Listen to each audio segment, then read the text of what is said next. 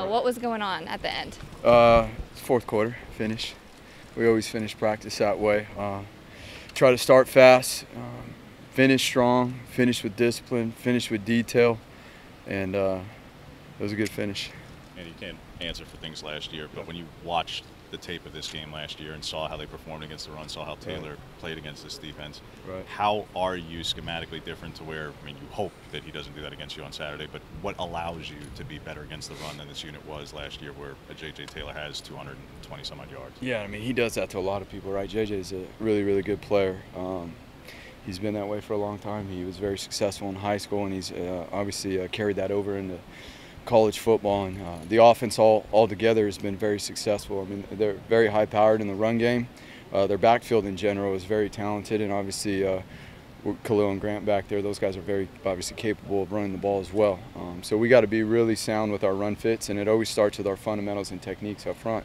And they're a tempo team as well, right? So what that does is it wears people down, and it creates people, you know, to become undisciplined with their techniques and their fits and even their assignments. That's what tempo is created to do. So with it all, you've got to battle that as well. So you've got to do a really, really good job between the snaps of making sure that you're getting yourself ready to go so that you can execute, so you have a shot. What makes the Sumlin-Mazzoni iteration of the air raid and the possibility of two quarterbacks in the game, no less, just different than, you know, Leach's or Holgerson's or whoever? Right. There's no question. I think obviously the run game's totally different, right?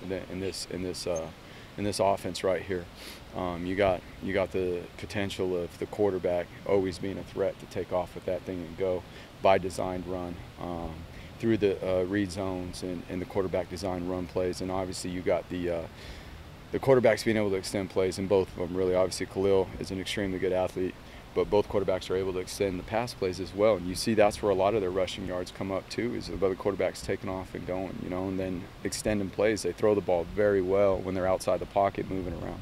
Coach, what game or games have prepared your team, your defense best for this upcoming one on Saturday against Arizona? Well, there's obviously some air raid pass schemes in there that we've played. There's some zone read stuff that you know, that we've had to prepare for in the past. We haven't seen a ton of true zone read. But we do work on that stuff all the time, and so we're going to have to do a really good job on the edges. It's always about being disciplined on the edges. You got to do a good job with gap control inside and be very assignment sound on the edges. And they played Grant Gunnell at quarterback. Is there any difference in the scheme or the offense, or what? Just kind of your impressions when he's had to play at quarterback? Yeah, so there's a little bit more. I mean, you see a little more of the air raid stuff in there, you know, when he's in there. Obviously, he's very capable of running the same run game and doing everything and keeping the ball and running and doing all that. They're both very capable of running. I mean, they're pretty balanced, right? They're pretty balanced in everything they're doing. And really, both quarterbacks pose very similar issues to stopping them. Why do you think you guys have been so much better against the run than some of the Oregon teams in the past? We try to, you know, everything always starts with stopping the run. Even when you're playing the air raid teams that are going to throw the ball 50, 60 times a game, you can't let that run game get you behind in the chains, you know. So it's always about stopping the run. It's a mentality that starts with that, and then it leads right into our fundamentals and our techniques and how we operate and how we play. Thomas just said you guys don't want to be the blame, you want to be the cause. Explain that mentality. He said what? In other words, the defense doesn't want to be the blame for what happens in games. You want to be the cause of what happens in games. That's a different mindset than he's known before here. You know, the number one thing we're always trying to do is just focus on ourselves and what we have to do from play to play, and what we have to do from meeting to meeting, and let the rest take care of itself. I mean, we're really focused on being process oriented, and whether that's in a meeting room, whether that's on the field, in a drill, in a team period, in the game, I mean, it's still about a process and handling that and making sure that our urgency and our operation is on point. You guys are leading the nation in interceptions by a pretty good margin. Is that a coincidence, or is there a reason for that?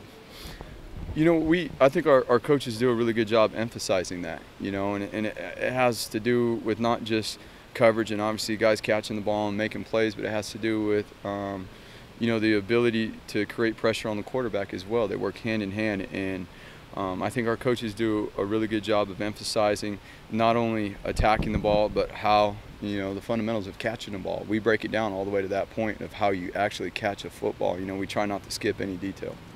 You talk about create a lot of disruption, but maybe the individual sack numbers maybe not be where some players may want them to be. It sounds counterintuitive because you face a lot of air raid, but some of this schematically is just, it's hard for these guys to pin their ears back because either the ball's getting out fast or you mentioned dual threats. So are there circumstances that you guys have just faced that have made it harder for some of your ends or interior guys to just get home a lot? Yeah, and, you know, obviously you want the sack numbers. Any good defense always wants the sack numbers to be high, but it's no, like you said, there's circumstances there that if you start to look at the amount of pressure and the amount of times the quarterback's got to move in and around the pocket and just really not letting a quarterback be comfortable in there and go through his progression is what we're trying not to let happen. So even though one particular guy's sack numbers or another guy's sack numbers aren't exactly where they would want them to be or we would want them to be as an overall, when you look at the numbers and then you look at the amount of pressure and how we're trying to get the quarterback off the spot back there, that's really the ultimate goal. I asked Mace about Troy Dye, and he was beaming as he talked about all the things he's learned from him. Yeah. What kind of lasting legacy is Dye leaving on this team this season? Well, I think you see it too here down the stretch. Obviously, he's been a little banged up. He had to miss a game, and then he fought his way to jump back in there. Obviously, he wanted to go and play back home in Southern California and did a tremendous job, and has done a tremendous job since, over the course of the season, but you really see it too here down the stretch. When he had his injury and how he's fought his way through it and how he's practiced really well. And in my opinion, I think he's even turned it up a little in practice since that. Being off that week, I think it made him want it even more. Where do you think you guys would be without an emotional leader like Troy? It's always the players feed off of each other, right? And especially on game day, they're out there together and inside that paint, and it's those 11 guys working as one, and it's an emotional game. It's obviously a physical game, and so those players that provide the leadership in those different ways, it's huge. And it's not only out there on game day, but obviously it's on the practice field more importantly. You coaches spend so much time together. How much does your guys' playing careers ever come up in conversation amongst each other? Like, do you ever want to pick Mario's brain about what playing for those Miami teams were like, or vice versa? Or? Yeah, we laugh and joke at each other more than anything, more serious talk. But it comes up. Obviously a lot of us played, and it seems like a million years ago, but I think it's good too. At times we remind ourselves of what it is like to be a player and the demands. We sit here and we talk about football all the time and that stuff, but there's a lot of other demands. I think we all have to remind ourselves too is that these guys are young people, young men growing, and there's a lot of strengths on it. That's really the things we talk about from back in the day and all the bad plays we made. Coach spent some time at Tuscaloosa this spring and Athens this spring. What do you think the effect of that time spent has been on this team this year and this season? Well, I think you get a perspective of what something else looks like and other people that have been really successful. And so, to be able to come back here, we always talk about when we leave practice, we know what we look like that day. And it's not always about what it looked like, it's about what it sounded like. You know what a good practice sounds like.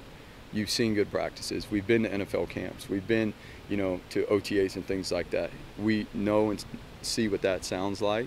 And so from our perspective, our standards are really, really high in trying to build those habits every single day. Now, that's really hard. That's really, really hard to do. Not everybody can do that. And some days we achieve that and some days we don't. And it's the days we don't that we've got to find that inner motivation to come back and make sure that we do the next day. What are your practices sounding like lately? The bye week was pretty good now. The bye week was pretty good. You're always concerned about bye weeks coming off and your conditioning and your tackling.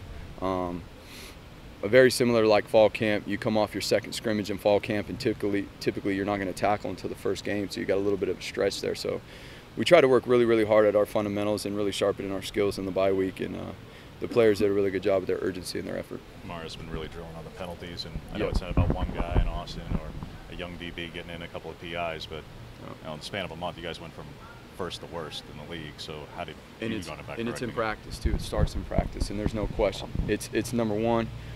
It's an emotional game, and we got to be able to control our emotions. Number one, okay. It all starts with ourselves mentally, and then physically, we've got to do a better job to get ourselves out of some of those situations where, we're doing a better job of playing with better fundamentals and techniques to eliminate some of those issues. You talked about before about the relationships as a player, maybe early in your coaching career, because Marcel was so connected to so many of you guys on defense. Any reaching out, think about bringing him in over the last 2 weeks at all? Or? No, we've been focused on our guys here and our team and getting ourselves better, and focus on getting ourselves better at the things that we have to improve on, and to go down the stretch here so that we can be a better football team. Mario ever talk about his 2 years playing over in Europe? No. Are you right? Mario's playing career? No, no. You know what? I've had stories about his playing days at Miami, practicing, fighting with his brother and stuff. But aside from that, I mean, I don't know. The Amsterdam years are kind of glossed up. Nah, he hadn't said much about those. I'll ask him though, see if I can get any information. You might have to get me on that next week, okay? I'll see if I get you anything. How would you say that your football team's physicality is a reflection of Mario? He's an alignment, right? So he's played this game in the trenches. He knows how physical that is, and that's part of the reason why I'm here.